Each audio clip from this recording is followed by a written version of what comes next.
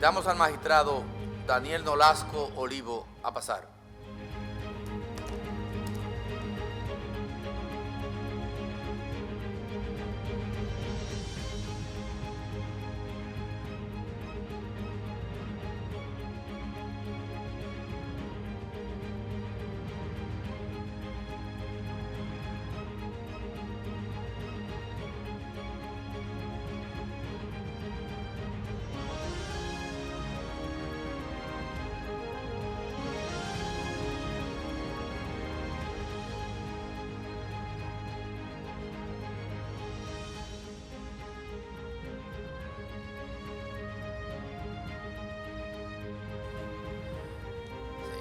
Magistrado, buenas tardes y bienvenido.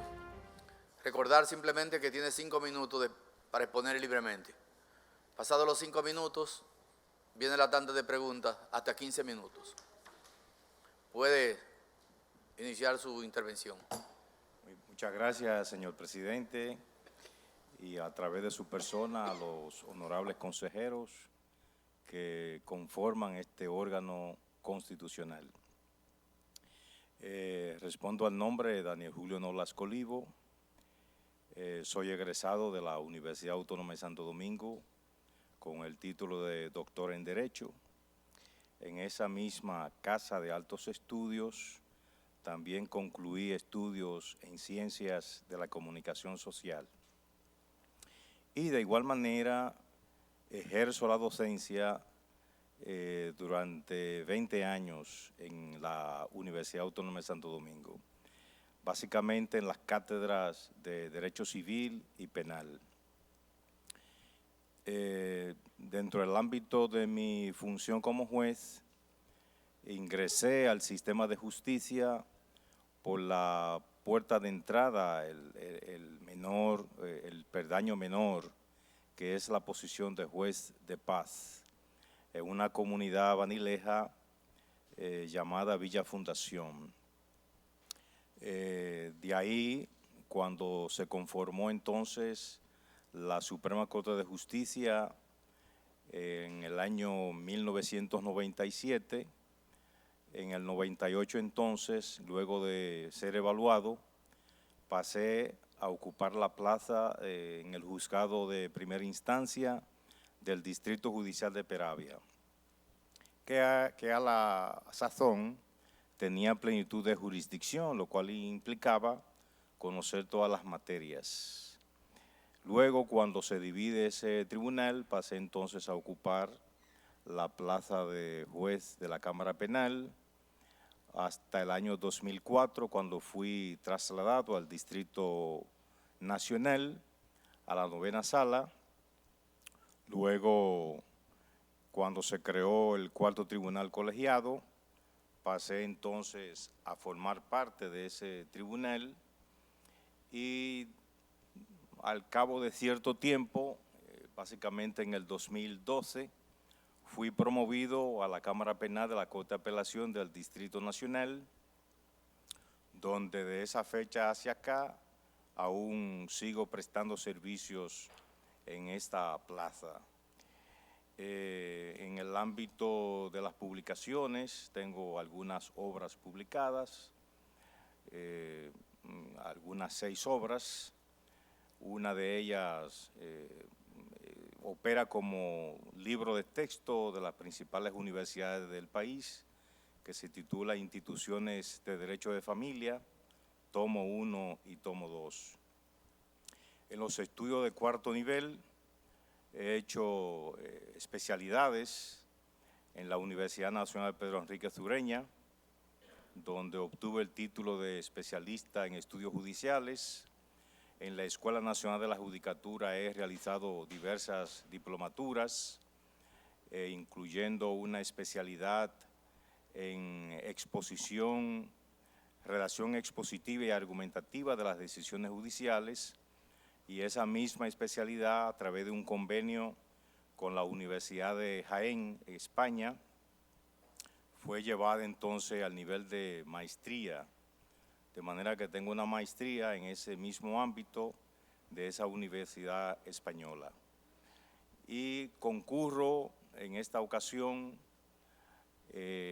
aspirando a integrar la Suprema Corte de Justicia, puesto que entiendo que ya el tiempo que llevo en el sistema judicial, que precisamente en el año pasado cumplí 26 años, he aquilatado los méritos suficientes que me permitirían entonces acceder al máximo órgano de la justicia dominicana, que en nuestro país se denomina como Suprema Corte de Justicia.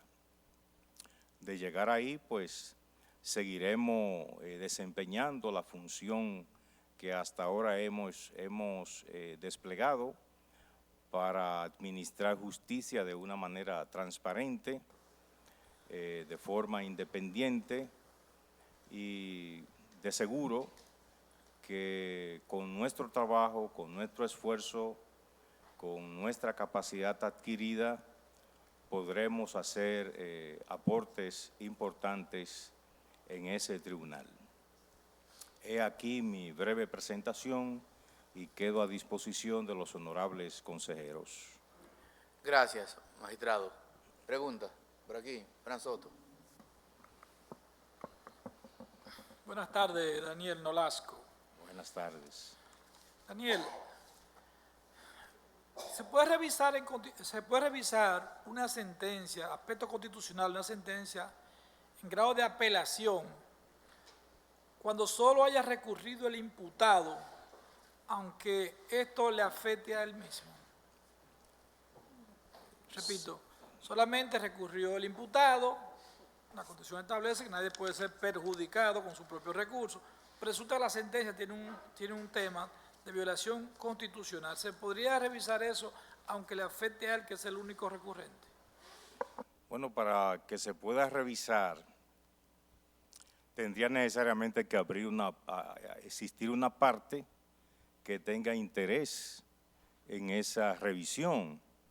Y si el propio imputado es el recurrente y la sentencia no le es adversa, entonces no habría objeto en ese sentido. Es lo que pudiera entender de su pregunta, si mal no entendí. Porque la Corte está en la obligación de ver alguna violación constitucional aún de oficio. Es por eso el tema. Bueno, sí. Ciertamente el artículo 400 del Código Procesal Penal establece esa potestad a las Cortes de Apelación, cuando se ejerce un recurso, revisar los aspectos constitucionales, aunque nadie lo haya invocado. Pero necesariamente como garantía fundamental, en caso de que se revisen esos aspectos, no pudiera el imputado quedar afectado por el recurso cuando él mismo es quien lo ha ejercido. Pudiera establecerse como un asunto pedagógico en la sentencia que se dicte. Pregunta, magistrado Germán.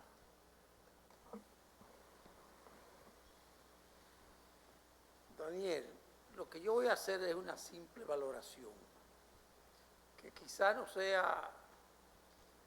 sea una valoración un poquito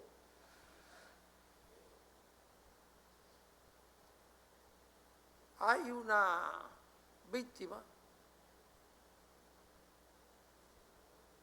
lo encuentran muerto, ensangrentado, los pantalones de él lo encuentran en manos de X personas a una distancia lejana. El juez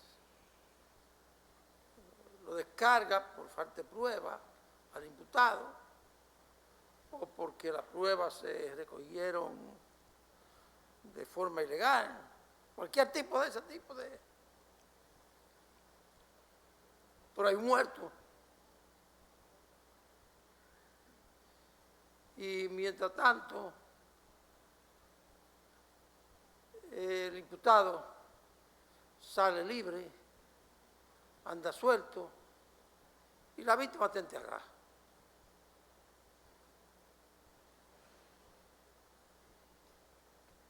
quizás el sistema de justicia no sea tan injusto que esa víctima se queda siempre enterrada, el otro en libertad, y el otro en libertad, y el otro en libertad.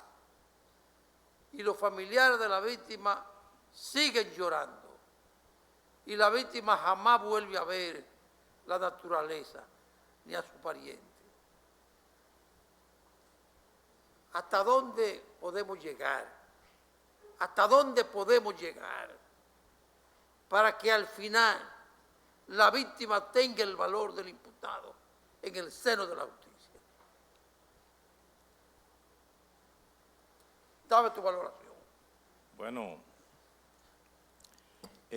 pudiera verse eso como una falla de la justicia, puesto que si aparece la víctima, operan los mecanismos de investigación a través de la criminalística, se recogen las evidencias, se hacen los análisis de rigor, todos esos mecanismos deben conducir a la identificación del autor de ese hecho material denominada en esa figura del homicidio. Y sobre todo, si se ha encontrado bienes que correspondían a la víctima en manos de una persona que lo está ya usando,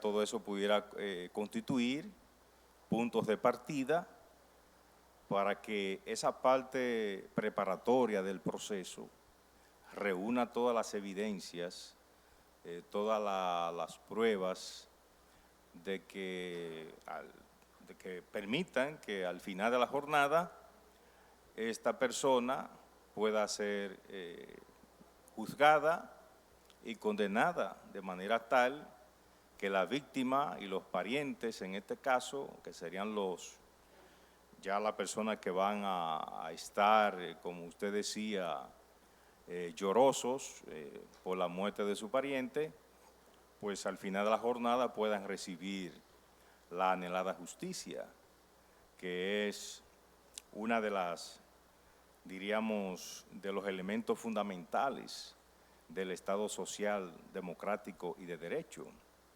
que dentro de esos elementos está la libertad, la justicia, la igualdad y el pluralismo político. Yo lo que alguna vez me pongo a pensar es, si porque ya la víctima, ni siquiera la sangre de la víctima hiede ni huele, ya la justicia no oye. No. Sí, como que me quedo como, siempre se me queda esa, y eso no es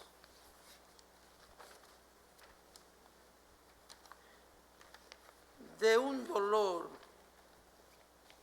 inimaginable, ni siquiera para Dios, hasta que no es en la muerte de un hijo.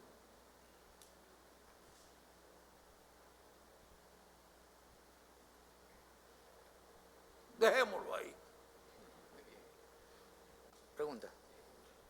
Senador Paliza. Magistrado, buenas tardes. Buenas tardes. En agosto del 2013, usted conoció un caso como miembro de una corte, de la Corte de Apelación, vinculado, que archivó de forma definitiva el caso que impulsaba el pasado fiscal del Distrito Nacional, Guillermo Moreno, contra Funglode. En aquel momento, si no me traiciona la memoria, la fiscal del distrito del momento especificaba que sí habían comprobado algunas indelicadezas, por decirlo de alguna manera, pero que esas indelicadezas no estaban debidamente tipificadas. ¿Recuerda usted las razones que lo llevaron a archivar de forma definitiva ese expediente en vista de que los querellantes del momento expresaron de manera pública su inconformidad manifiesta con los resultados de la forma en la que se llevó el caso? Bueno, ese caso nos llegó a la Corte, tal como usted refiere, sobre la base de una decisión que ya propiamente había dado los órganos de primer grado, donde la magistrada procuradora fiscal estableció su punto de vista.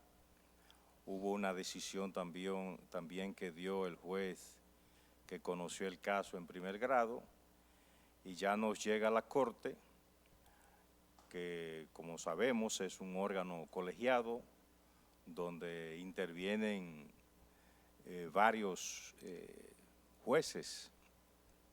Se analizó el caso y del análisis que se hizo, de los escritos que se depositaron como recurso, y de igual manera la propia decisión analizada y ponderada de manera rigurosa, nos dieron como resultado de que efectivamente el caso ameritaba ser confirmado. Y esa decisión se rindió, me parece que continuó a la Suprema Corte de Justicia, y en el seno de la Alta Corte también corrió la misma suerte. De manera que cuando la justicia se pronuncia sobre determinados hechos que le son sometidos, es porque real y efectivamente ya los entes autorizados para juzgar esos hechos ya rindieron un papel, que ese es uno de los grandes méritos, entiendo yo, que tiene la justicia norteamericana, que los aspectos pueden estarse debatiendo en la ciudadanía, pero cuando ya un juez se pronuncia, como que ahí mismo ya cesa el debate y la sociedad termina aceptando la decisión que rindieron los jueces, porque en un sistema, como decía anteriormente, social, democrático y de derecho, regido por el principio de separación de poderes, precisamente al Poder Judicial es el que le toca ejercer esa potestad. Y si así lo rindió y rebasó las otras etapas y de igual manera corrió la misma suerte, pienso que ahí ya debe concluir el conflicto y la sociedad respetuosa de las instituciones democráticas, pues al fin y al cabo deben sentirse satisfechas de que se ha rendido una decisión.